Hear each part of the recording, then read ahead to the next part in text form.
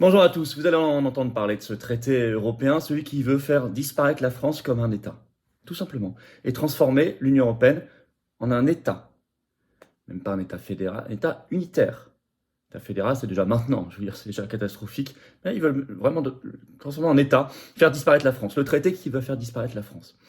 Je parle de choses très concrètes avec un vote au Parlement européen, en commission des affaires constitutionnelles, une négation totale de la France, des nations, des pays, des peuples. Et évidemment, dans ce cas-là, il y a un réflexe vital qui s'appelle Frexit, la sortie de la France de l'Union européenne. Mais ce réflexe vital doit avoir lieu en France, il peut avoir lieu aussi dans d'autres pays, car tous les pays seront concernés.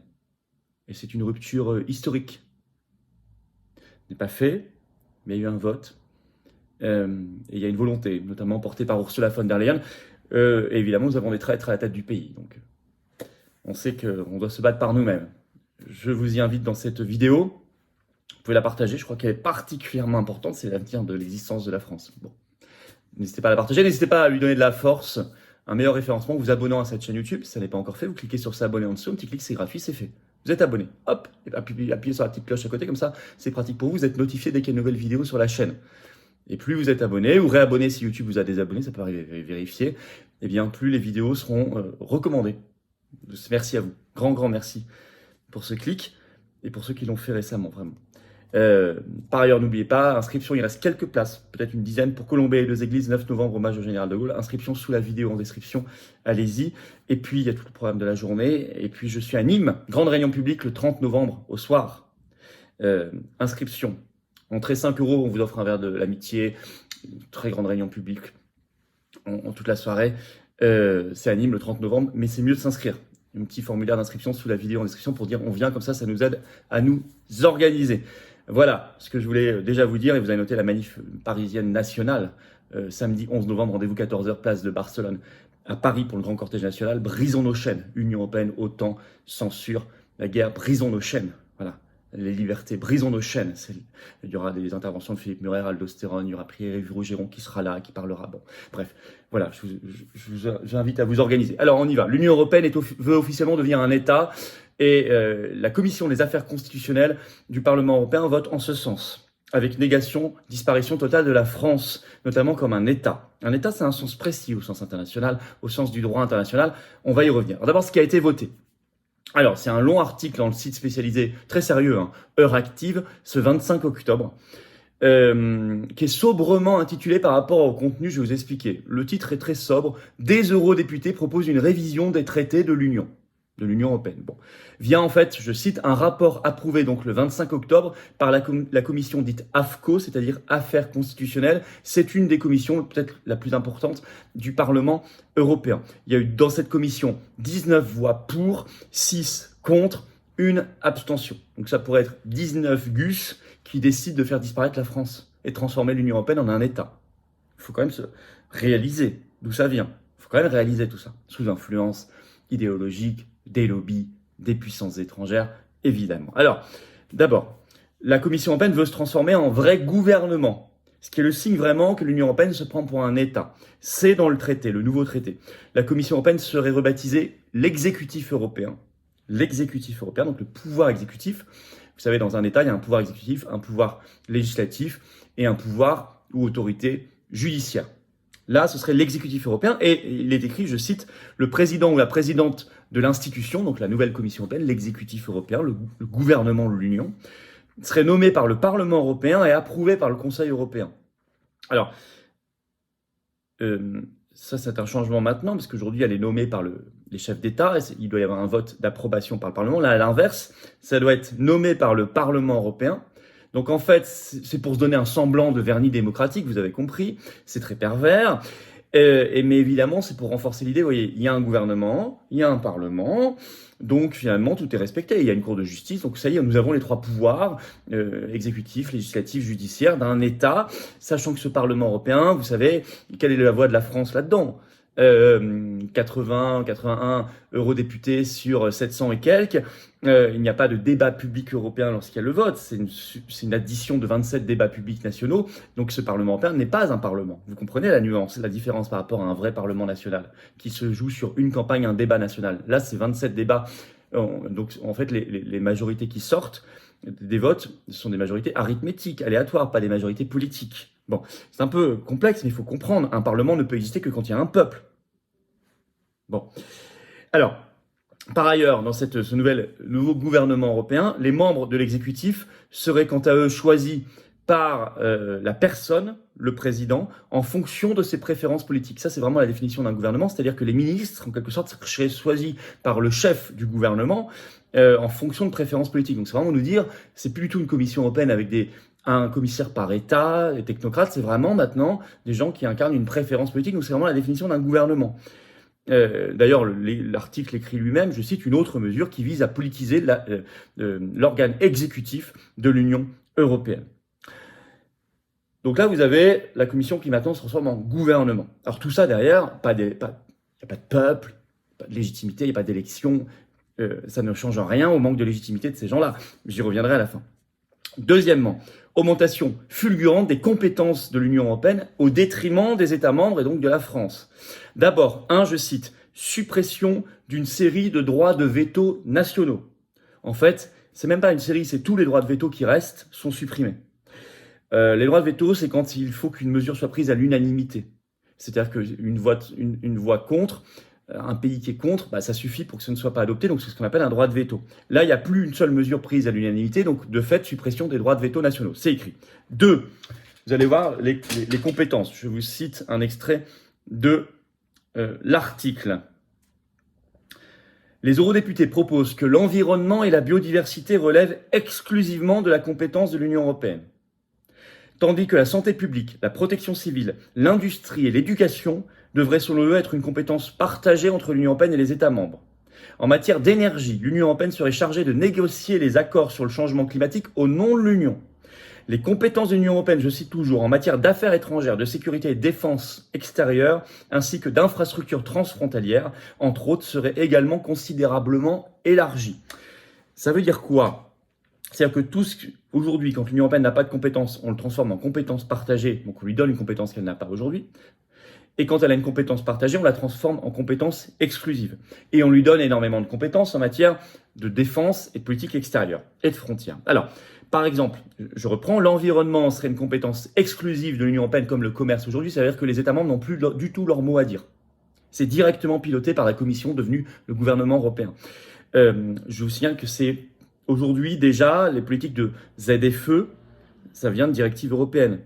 Zones à faible émission interdites aux voitures, interdites aux pauvres et aux classes moyennes. Les zones Natura 2000 qui ont entraîné la rébellion des paysans néerlandais, ce sont déjà des directives européennes. Voilà, ce serait considérablement élargi, ce genre de mesures, qui relève de l'escrologie mondialiste, puisque ça deviendrait une compétence exclusive. L'énergie, vous avez vu, l'Union européenne, en son nom propre, pourrait passer des accords mondiaux sur l'énergie. Donc ça veut dire que la France n'aurait plus son mot à dire. Est-ce que ça veut dire la destruction de la filière nucléaire française ? Puisqu'on sait que au sein de la Commission européenne, des institutions européennes, notamment sous influence allemande, il y a un vrai lobby anti-français là-dessus, et anti-EDF. Que deviendrait EDF là-dedans ? À mon avis, pas grand-chose. 3, on lui donne des compétences en matière très fortes, en matière d'affaires considérablement élargies, est-il écrit, en matière d'affaires étrangères, de sécurité extérieure et de défense. On va vers l'armée européenne, il faut parler clairement, de force. Ce qui est extrêmement grave, parce que je pense que ce serait d'abord un supplétif, évidemment, de l'armée américaine, et 2, ce serait une armée contre les peuples européens qui voudraient se libérer, se rebeller, c'est évident. À la main de la Commission, du gouvernement européen. C'est maintenant l'Union européenne, clairement, qui déciderait de la guerre et de la paix. On pourrait encore plus être entraîné dans des guerres qui ne sont pas les nôtres. Ça n'a tellement pas de sens, cette affaire, en matière d'affaires étrangères et de défense. Regardez cette nuit-là, dans la nuit du 27 au 28 octobre. Il y a une résolution votée à l'ONU pour demander la protection des civils et une trêve humanitaire à Gaza. J'ai regardé comment ont voté les 27 pays de l'Union européenne, qui pour l'instant ont encore une voix chacun, mais ça pourrait être terminé. Il y en a 4 qui ont voté contre cette résolution qui demande la protection des civils. Il y en a 14 qui se sont abstenus, et il y en a 9, dont la France, qui ont voté pour. c'est ultra divisé. 4 contre, 14 abstentions, 9 pour. Donc vous voyez bien que si on donnait toutes les compétences à l'Union européenne sur ces sujets-là, ce serait n'importe quoi. Ça donnerait tout pouvoir, déjà à une Ursula von der Leyen, ou équivalent, dont on a vu les discours dingues, ultra guerriers, alignés sur les drapeaux fonds américains qu'elle a tenus en Israël ou en Ukraine. Je ne veux pas de ça. Ensuite, nouvelle réforme dans ce nouveau traité européen, le référendum à l'échelle de l'Union européenne. Alors là, attention, c'est la fausse bonne idée, parce que beaucoup vont se dire « Ah bah ça au moins c'est démocratique ». Réfléchissez bien. Un référendum à l'échelle de l'Union européenne. C'est très pervers, ça fait croire donc qu'il y a un peuple de l'Union européenne. Si on fait un référendum sur toute l'Union européenne, c'est bien qu'il y a un peuple européen qui s'exprime. Donc on efface le peuple français, le peuple italien, le peuple espagnol, le peuple allemand, le peuple belge, tout ce que vous voulez. Terminé. 2. Évidemment, la voix de la France et du peuple français serait considérablement diluée. Pourquoi ? Nous sommes 68 millions de Français sur 448 millions d'habitants dans l'Union européenne. Ça fait 15%. Donc on pourrait très bien même voter à ce référendum européen, mais si les Allemands, qui sont plus nombreux que nous, coalisés à leurs alliés, par exemple néerlandais, autrichiens, traditionnels, ça, votent contre, on est mis en minorité parfois sur des choses extrêmement stratégiques et gravissimes. Et puis on vous dit, on vous donne le référendum au niveau de l'Union européenne, plus besoin d'en faire en France. Déjà qu'il n'y en a plus, mais pas besoin même d'y réfléchir. Or, il faut se battre ici, en France, pour le référendum et pour le référendum d'initiative citoyenne sur tout sujet, le RIC, évidemment. C'est ça le vrai combat. Mais là, ça nous détourne du vrai combat. Et ça n'a, encore une fois, aucun sens. Il n'y a pas de peuple européen.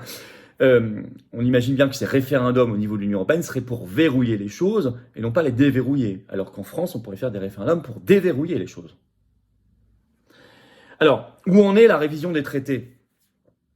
Alors, cette proposition de traité, vous avez vu, complètement dingue, cette fuite en avant, ce coup d'État, suit un rapport franco-allemand, je vous en avais parlé en vidéo en temps réel à l'époque, en septembre, allez voir la vidéo, qui a été remis le 19 septembre dernier aux ministres allemands et français des Affaires européennes, qui vise à, je cite, préparer l'élargissement de l'Union européenne à 35 pays. Et qui vise, évidemment, à aller vers une Europe ultra intégrée et qui va faire adhérer tous les Balkans occidentaux, l'Ukraine, etc. Bon. Donc ça suit ça, c'est dans cette logique-là, c'est la même philosophie. Ursula von der Leyen, elle avait préparé le terrain dans son discours sur l'état de l'Union du 14 septembre dernier, j'avais aussi fait une vidéo, et elle avait dit ça, écoutez bien. Je cite. Voilà. Dans son discours annuel sur l'état de l'Union devant les parlementaires européens le 14 septembre, la présidente de la Commission Ursula von der Leyen, ça je cite Euractiv, avait déjà déclaré qu'elle soutiendrait toujours ceux qui veulent réformer l'Union européenne, comme c'est le cas du Parlement européen. Et elle dit, elle ajoute, je cite, « Et oui, cela signifie qu'il faut passer par une convention européenne et une modification des traités.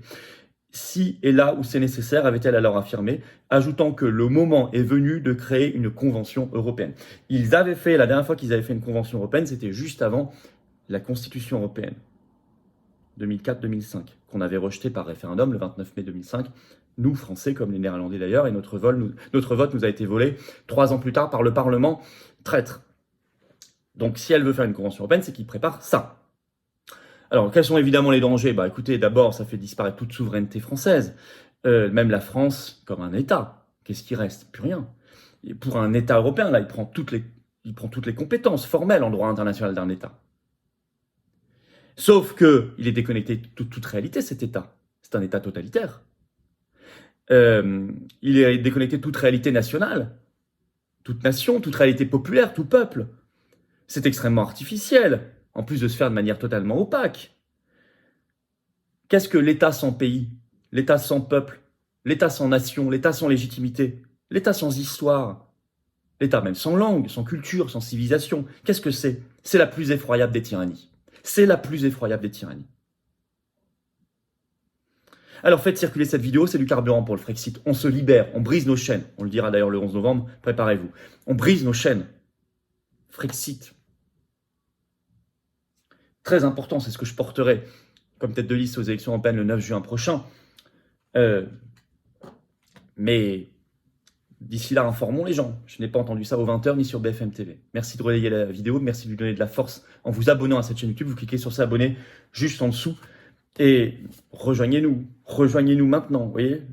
L'oiseau s'envole, il se libère, il a quitté la cage. C'est nous. C'est notre avenir, l'avenir de nos enfants. Mais c'est tellement important. Oh, ça, c'est totalement la résistance et anti-oligarchique à 150%. Il n'y a pas de langue de bois aux patriotes. Venez avec nous. Rejoignez-nous dans le plus grand mouvement souverainiste, grâce à vous, avec vous, plus grand et de défense des libertés et de défense du Frexit, le plus grand largement de France. On est en métropole, outre-mer, à l'étranger. Venez maintenant. Remettez pas à demain le combat. Eux, là, nos ennemis, remettent pas à demain leurs attaques. Jamais, jamais. Venez dès maintenant. Adhérez ou reprenez votre adhésion annuelle si elle n'est plus à jour. Adhérez, c'est le même lien. C'est le premier sous la vidéo en description. C'est un lien en commentaire épinglé, une petite fiche maintenant sur l'écran et dans quelques secondes, le lien apparaît aussi sur l'écran. Vous choisissez. Faire un don de soutien au mouvement, c'est le deuxième lien sous la vidéo en description. Ça nous permet de faire des actions concrètes qu'on ne peut pas faire sinon. Parce qu'on n'a pas les millions, les milliards du système, des copains, des banquiers, des médias, de tout ça. Non, rien. Mais on fait. Et les dons aident énormément à faire des actions concrètes comme on l'a fait récemment devant Monsanto, Bayer, ou encore la Commission européenne, Pfizer, BlackRock, etc. Plus toutes les manifs et tout le reste. Et les tracts, les affiches, tous les jours. Je félicite les référents, les délégués, les militants qui collent, qui traquent, qui organisent. Ils sont sur le terrain, mais on ne peut pas faire sans vous. Tout ça, c'est défiscalisé aux 2/3 de vos impôts. Une baisse concrète de vos impôts. Très concrète. Pour 100 euros, c'est 67 euros, etc. Bravo aux donateurs, aux réadhérents, bienvenue aux nouveaux adhérents patriotes et vive la France.